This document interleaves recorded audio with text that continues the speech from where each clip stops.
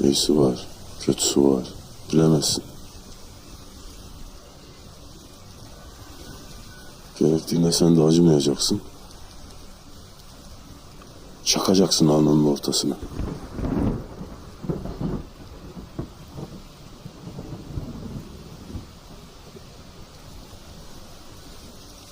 Bizim buralarda böyle doktor. Kendi göbeğini kendin kesmek mecburiyetinde kalıyorsun bir yerde. He, yok ben kesemem arkadaş diyorsan 2 dakikada alırlar çapını. Nereden geldiğini şaşarsın. Aujourd'hui, la plupart des réalisateurs renommés ou reconnus dans le monde entier sont certes des auteurs, mais surtout des auteurs américains. Martin Scorsese, Christopher Nolan, Quentin Tarantino, Damien Chazelle, tout en reconnaissant leur statut d'auteur, et souvent assez qualifié, ce sont des cinéastes particulièrement populaires, bien qu'ils ne mettent pas d'accord tout le monde. Et moi, je trouve ça parfois dommage que les cibles de ces éloges soient majoritairement américains. Ça concentre toujours plus l'attention dessus, alors qu'il y a de grands cinéastes dans tous les pays qui proposent des lectures différentes, voire opposées au style de certains réalisateurs que je trouve un peu prétentieux. Et c'est de l'un d'eux dont j'ai envie de vous parler aujourd'hui. Car non seulement il est reconnu dans les sphères cinéphiles, et j'aimerais qu'il puisse être découvert par d'autres personnes, mais il est pour moi l'un des plus grands cinéastes contemporains et l'une de mes plus grandes découvertes récentes. Aujourd'hui, j'ai envie de vous parler du réalisateur Nuri Bilge Ceylan, en espérant d'ailleurs le dire correctement.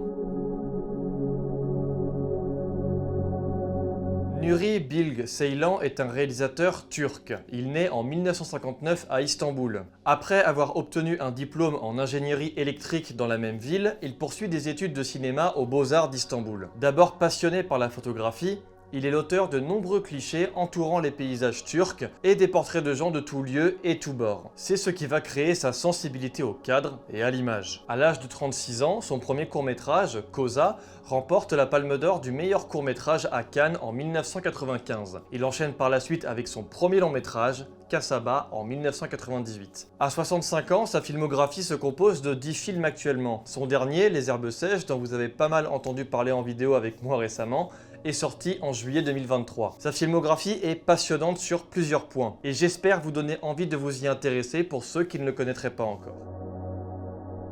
La première chose qui m'a directement captivé dans son cinéma, c'est sa façon d'utiliser la caméra. Comme Ceylan a une sensibilité au cadre due à sa passion pour la photographie, il parvient presque divinement à trouver la bonne manière de filmer un paysage, un visage, une situation, et le laisse durer parfois très longtemps, en attendant qu'une action arrive dans ce même plan. C'est le cas par exemple du premier plan de son film Uzak en 2004, où l'on suit un homme traverser durement une pente enneigée un petit matin de bonne heure, ou lors du premier plan d'Il était une fois en Anatolie en 2011, où, à travers un somptueux paysage montagneux, on observe le soleil qui se couche et une voiture arriver et lancer la première action du film. Le réalisateur dessine magnifiquement le paysage turc et rural, comme dans les immenses westerns de l'époque. Il y a quelque chose dans cette façon de filmer qui donne une sensation de latence. La lenteur du temps qui passe est un élément crucial dans la filmographie de Ceylan, car ça lui permet d'ancrer ses personnages dans un contexte, une histoire, mais surtout de créer des ruptures assez frappantes dans sa mise en scène. À travers cette latence, il y a dans la plupart de ses films de très longs dialogues entre les personnages. Ces dialogues sont nourris par des façons différentes de percevoir le monde dans lequel ils vivent. Ils sont souvent filmés en 2 ou 3 plans par séquence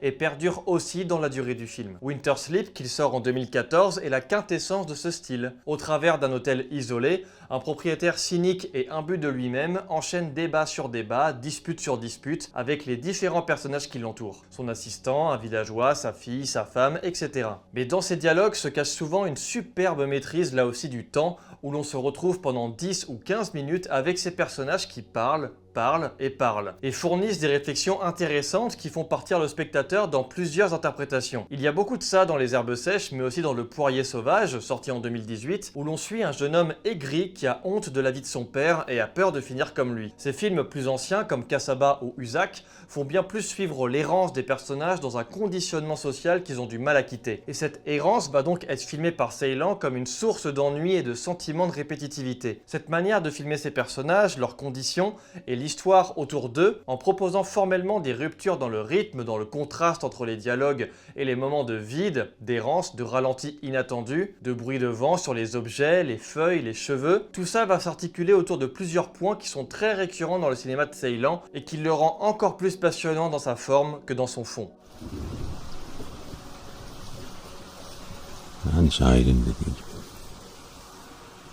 Yine yıllar geçecek ve geride benden bir iz kalmayacak. Yorgun ruhumu karanlık ve soğuk kuşatacak.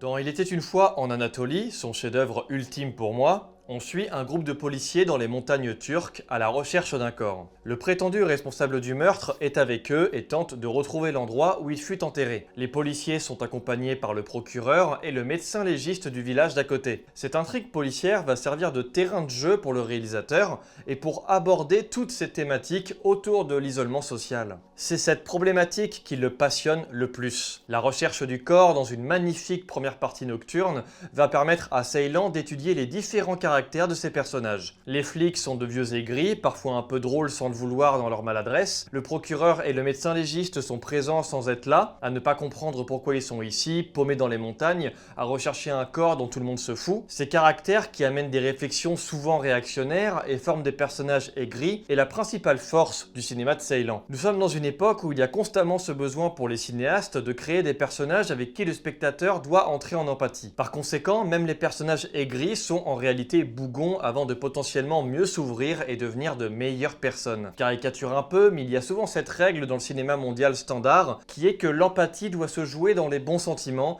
et un rapport social qui s'améliore et donne donc des personnages heureux, attachants, passionnés ou que sais-je encore. Ceylan est un réalisateur qu'on pourrait qualifier excessivement de misanthrope, car tous ces personnages dans ses films sont au mieux des petits cons, au pire des vrais salopards, et ils ne vont jamais vraiment s'améliorer. Certaines réflexions ou jugements vont changer, des points de vue peuvent s'adapter, mais ils ne rentrent jamais dans un processus standard de progression. Comme l'isolement social est au cœur de ces films, il montre en fait les conséquences de ce que provoque l'errance et l'incapacité à se sortir de sa condition sociale en Turquie quand on vit en Anatolie ou même un peu plus en ville. Ça crée des frustrés, des aigris. Le propriétaire de l'hôtel dans Winter Sleep est un être profondément cynique, détestable, manipulateur, qui se fiche pas mal de ce que son hôtel fait subir aux villageois du coin qui le haïssent. Le jeune homme dans Le Poirier Sauvage est profondément aigri, passe son temps à dénigrer son père, qui, pourtant d'après les dires de sa mère, est un homme qui leur a quand même offert et donné beaucoup de choses. Mais la situation de la famille le dégoûte, et sa première réaction est donc de les dénigrer par peur de finir comme eux. Le prof dans Les Herbes Sèches est un opportuniste malsain,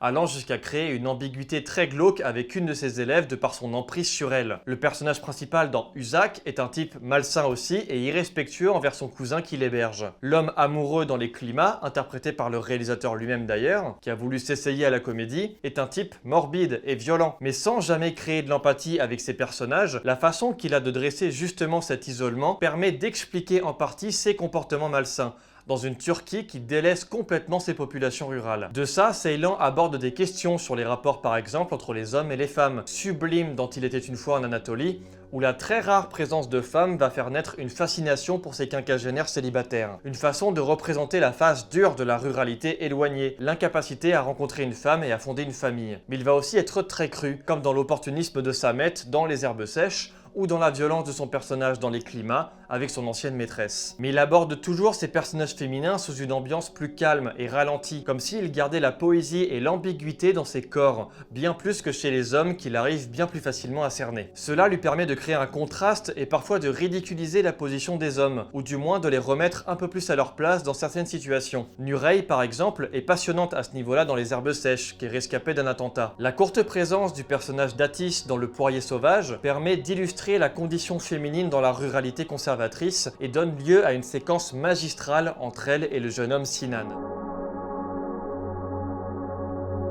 En plus de ces rapports entre les hommes et les femmes, il y a aussi la vision du monde que se partagent les personnages. Sa méchanceté, sa cruauté qui fait qu'on ne peut pas vivre autrement, ou alors qu'on n'essaie pas et qu'on se conforte dans sa misère. Comme le pense Sinan dans Le Poirier Sauvage, qui souhaite plus que tout partir et faire disparaître son village natal qui lui fait honte. Alors que tout, pourtant, le ramène à là-bas. Il y a une vision très juste de Ceylan, à analyser les situations pour comprendre l'aigreur et le côté malsain de la plupart de ses personnages. En vivant dans des conditions qui t'empêchent de t'émanciper, où des forces dominantes t'imposent des conditions matérielles difficiles, où même la richesse t'amène à un cynisme qui cache une frustration de l'isolement comme c'est le cas pour le propriétaire dans Winter Sleep, on devient des personnages détestables. Ceylan montre que l'on ne n'est pas mauvais, mais que c'est l'environnement qui va créer ce que nous sommes et ce que nous pensons du monde et des rapports entre les humains. Il y a toute cette essence dans Casaba, son premier film, où des conflits générationnels explosent au sein d'une famille. Entre croyances, valeurs, conditions sociales, le plus jeune trouve la vision du plus vieux complètement délirante, lui reprochant de n'avoir jamais rien fait pour la famille. Pour qu'il s'en sorte, là où le plus vieux use de poncifs sur le principe de la valeur familiale,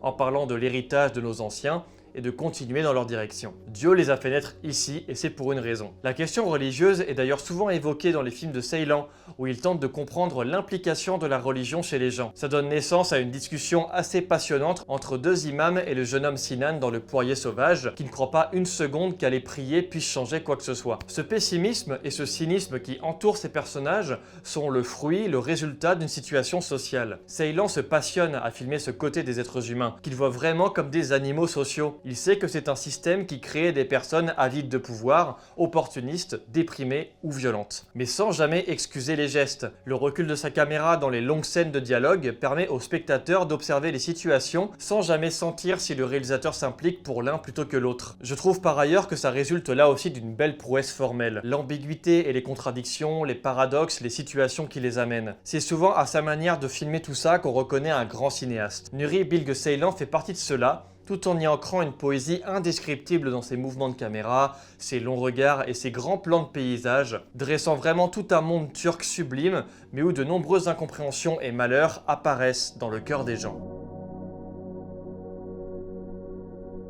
La filmographie de Ceylan est d'une richesse impressionnante dans sa lecture du monde rural et des rapports humains dans l'isolement social. Cela soulève un paquet de problématiques, de paradoxes, de comportements douteux qui s'ancrent dans un système qui le permet. Mais en plus de ce sous-texte politique et philosophique passionnant, la mise en scène de Ceylan est d'une incroyable maîtrise, mais surtout d'une originalité folle. Jamais je n'ai autant été happé par des mouvements de caméra et par ces moments de latence venant de nulle part après de très longues tirades filmées de façon bien plus réaliste. Ce mélange entre le visible et l'invisible, entre le statique et le mouvement, font du cinéma de Ceylan une œuvre assez unique, très organique et un véritable portrait universel de cette ruralité, de ces populations turques, piégées dans des paysages magnifiques. Il est par ailleurs là aussi tout le paradoxe. Voilà, c'est la fin de cette vidéo, j'espère qu'elle vous aura plu et qu'elle vous aura donné envie de vous intéresser au réalisateur si jamais vous ne le connaissez pas. En tout cas, n'hésitez pas à partager la vidéo si c'est le cas et n'hésitez pas non plus à vous abonner à cette chaîne. Allez me rejoindre sur Twitch ou sur Twitter et on se retrouve très vite pour de nouvelles vidéos. Ciao!